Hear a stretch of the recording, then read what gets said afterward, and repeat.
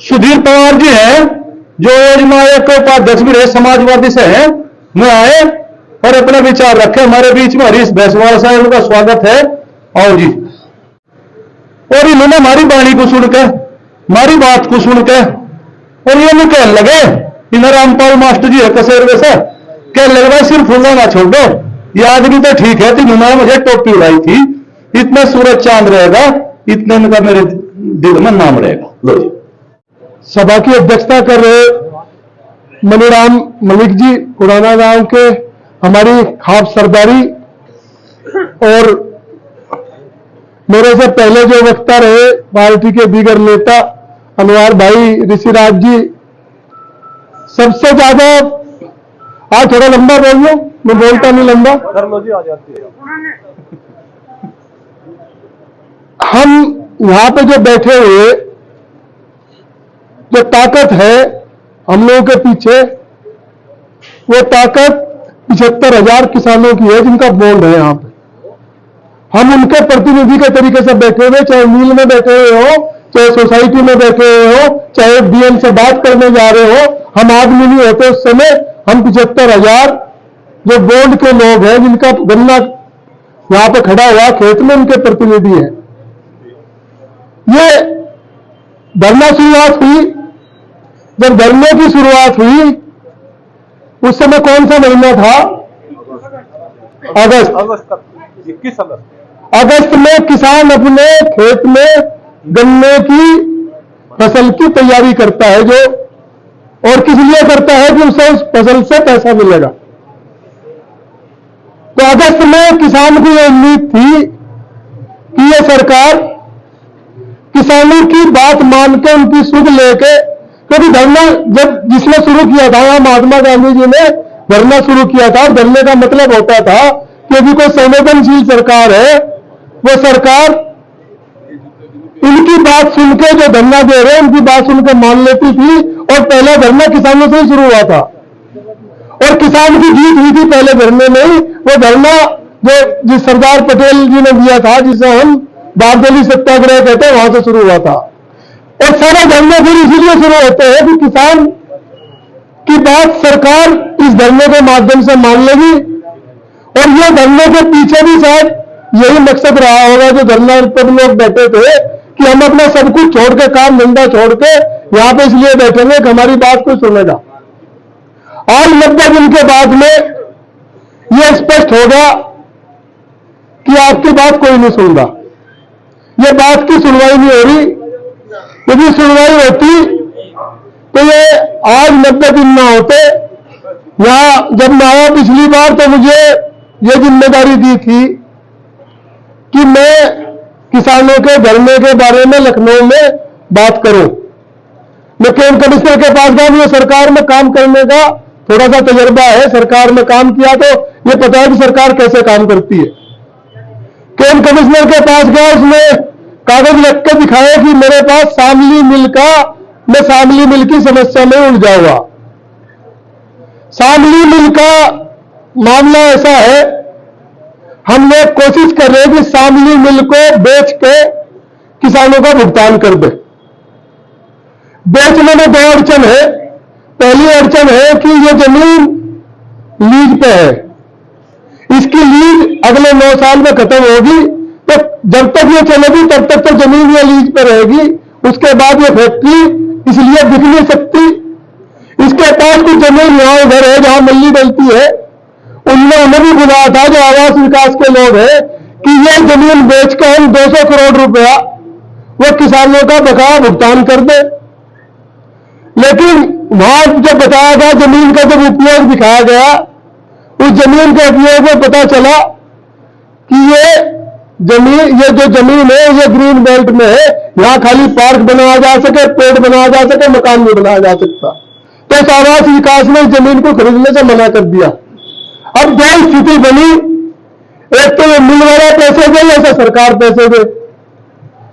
कुछ लोग मुख्यमंत्री के पास गए कि साहब, जैसे ऋषिराज जी कह रहे थे कि इस सरकार ने 2 लाख करोड़ रुपए दूसरी उद्योगों के माफ किए, ये 208 करोड़ रुपया कुछ नहीं होता।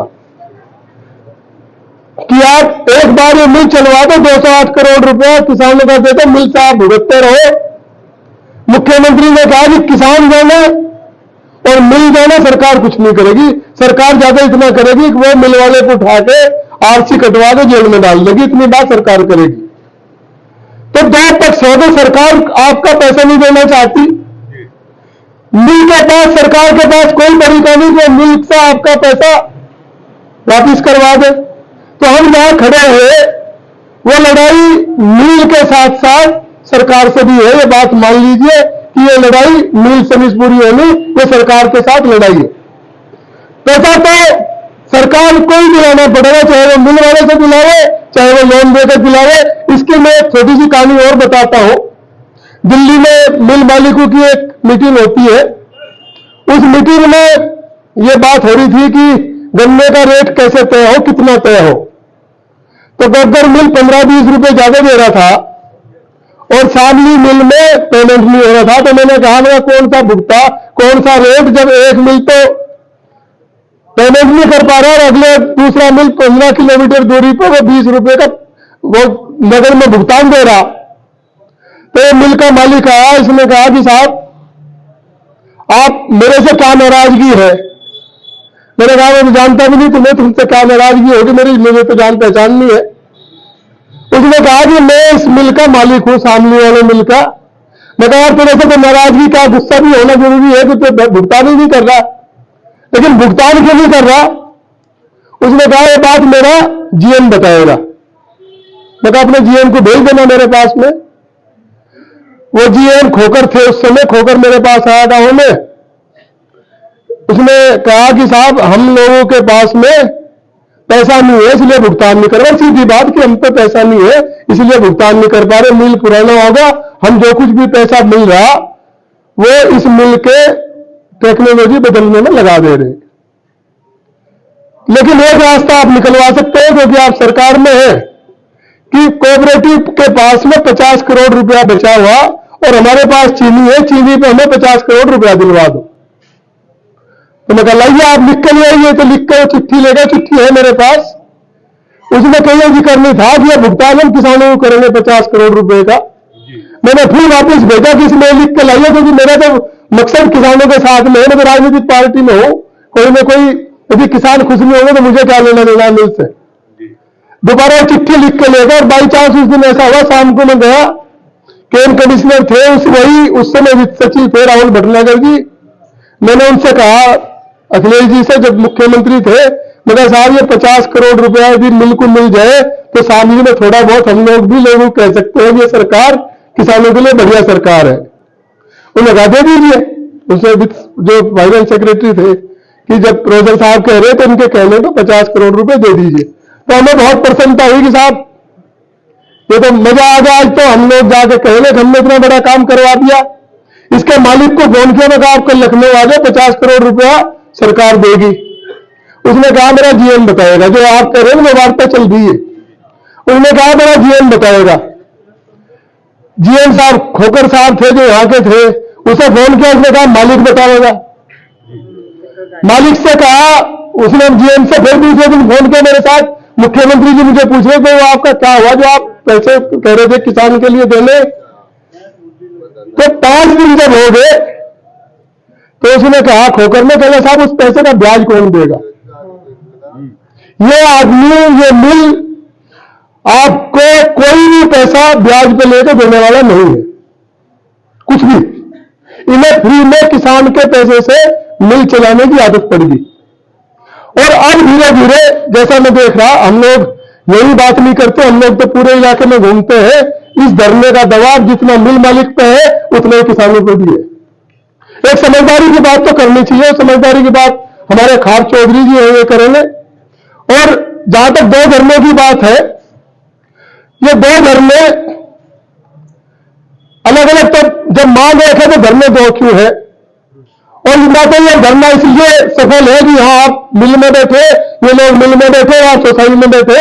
ये धरना इसलिए सफल है कि आपके पीछे 75,000 किसानों की ताकत है। इस किसानों की ताकत के लिए एक होकर बैठना पड़ेगा, चाहे कहीं बैठ जाओ, इस किसान की ताकत के लिए एक होकर बैठना पड़ेगा। और मैं ये कह रहा हूं उनकी संजीव लियोन जी की एक अच्छी बात है कि वहां से चल कर मेरे साथ बैठ जाए, जगह का कोई मतलब नहीं होता, यहां बैठ जाओ वहां बैठ जाओ, लेकिन सरकार के सामने ये नहीं होना चाहिए सामने दो घर में चल रहे किसान भी बचे हुए। मेरा ये मानना है। और मैं आप लोगों से अनुरोध भी करता हूं, मैं प्रार्थना नहीं करता, लेकिन आप लोगों से प्रार्थना करता हूं जो जिम्मेदार लोग है कि एक एकता का संदेश दे दीजिए। 24 अगस्त भी कल कहते थे कि साथ धरना एक होना चाहिए। हम लोग अपने कुछ भी बात कहते रहे, एक संदेश मतलब जाता है किसी बात का। और धरना कैसे सफल होता है? किसानों का धरना था दिल्ली, 13 महीने चला। ये अखबार वाले जैसे फोटो खींच रहे, एक आया उसने पूछा कि साहब आपकी मांग कब तक पूरी होंगी? उसने कहा कि लेकिन वहां बहुत बढ़िया बन गई। फिर उसने कहा भाई आज कल वार्ता थी सरकार के साथ में, क्या हुआ? करने और उनकी बात वहां बहुत बढ़िया बने। तो इस बात की चिंता ही नहीं थी, उन्होंने अपने नेताओं को छोड़ दिया था कि नेता जो कुछ भी करेंगे जब तक करेंगे, लेकिन नेता की जिम्मेदारी भी इतनी है कि दोनों पक्ष का ध्यान रखें। जो खास चौधरी यहां बैठे हुए जो वार्ता करने जाते हैं उनके दिमाग में 75,000 किसान भी होने चाहिए जो बात देख रहे इस बात की कि कोई समाधान निकलेगा, उसका समाधान भी निकलना चाहिए। मैं एक बार राकेश चौधरी महेंद्र सिंह टिकैत देवीलाल जी के यहां बैठे हुए थे, चंद्रशेखर जी को निमंत्रण देने गए थे यहां से दिल्ली आने का। हम लोग दिल्ली यूनिवर्सिटी में पढ़ते थे तो हम लोग भी किसी वजह से गए हुए थे। तो चंद्रशेखर जी किसी मीटिंग में थे, उन्होंने कहा कि साहब बात करो चंद्रशेखर जी से। उसने कहा कि मीटिंग में है, विदेश के लोग आए हुए। फिर चौधरी महेंद्र सिंह टिकैत का ऐसा ही था, थोड़ी देर बाद में फिर कहा चलो यार ऐसा था, तेरी भी बात नहीं मानता, तेरा भी फोन नहीं जा सकता क्या हुआ? फिर उसने कहा कि दिक्कत क्या है? होका भी नाश्ता बनवा रखा, चिलम विलम रख दी वहां। फिर वो कहने लगे तीसरा सेंटेंस जो था ना, उसने कहा तुझे पता नहीं हमारी पर्ची आई मैंने छोड़ कर नहीं जाते। तो आज किसान पर्ची आने का छोड़ने का इंतजार कर रहा। तो आप जो कुछ भी है ये समाधान निकालने की जिम्मेदारी तो आपकी है ना। जहां भी कहोगे इस लड़ाई को लड़ने के लिए आगे कहोगे तो तैयार है, विधानसभा के लिए कहोगे तब भी तैयार है। लेकिन बस एक अनुरोध है, प्रार्थना है कि आपके यहां से संदेश एकता का जाना चाहिए। धन्यवाद, नमस्कार।